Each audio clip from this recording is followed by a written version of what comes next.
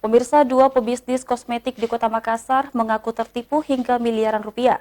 Modus pelaku sendiri yang terlapor yakni menawarkan produk kosmetik dengan iming-iming keuntungan besar. Kasus dugaan tindak pidana penipuan dan penggelapan tersebut pun telah dilaporkan ke Polda Sulawesi Selatan. Selamat sore, salam sejahtera untuk kita semua. Bagi masyarakat, berhati-hatilah dalam berbagai modus penipuan bisnis dengan iming-imingan keuntungan yang besar. Pasalnya baru-baru ini dua pebisnis kosmetik di Kota Makassar mengaku tertipu hingga miliaran rupiah dalam bisnis produk inden kosmetik kecantikan dalam negeri. Kedua korban ini yakni bernama Misbahul Jannah dan Risna Aras, yang juga ibu rumah tangga warga Kabupaten Goa dan Takalar.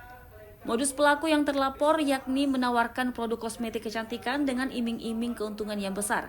Sehingga kedua korban tertipu oleh oknum agen penyalur kosmetik, yakni dua terlapor berinisial RR warga Goa dan HE warga Takalar, yang diduga melakukan penipuan dengan penggelapan dengan modus barang inden. Ketua Tim Kuasa Hukum kedua korban Andi Ifal Anwar menjelaskan, kedua kliennya terpikat dengan iming-iming terlapor. Lantaran hubungannya dengan terlapor sudah terjalin sejak lama, alias bersahabat, dan dengan asas kepercayaan itulah kedua korban yakni Risna Aras mentransfer uang yang pertama ke RR dengan total 2,3 miliar rupiah dan juga kepada HE dengan total 1 miliar rupiah. Begitu juga dengan Misbahul Jannah yang telah mentransfer uang secara bertahap ke terlapor RR dengan total 2,3 miliar rupiah. Namun produk kosmetik yang dijanjikan tidak kunjung datang sejak 10 November hingga 6 Desember 2021.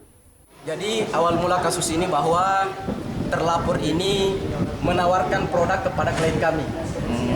Sekaitan dengan produk kosmetik dengan iming-imingan keuntungan yang besar.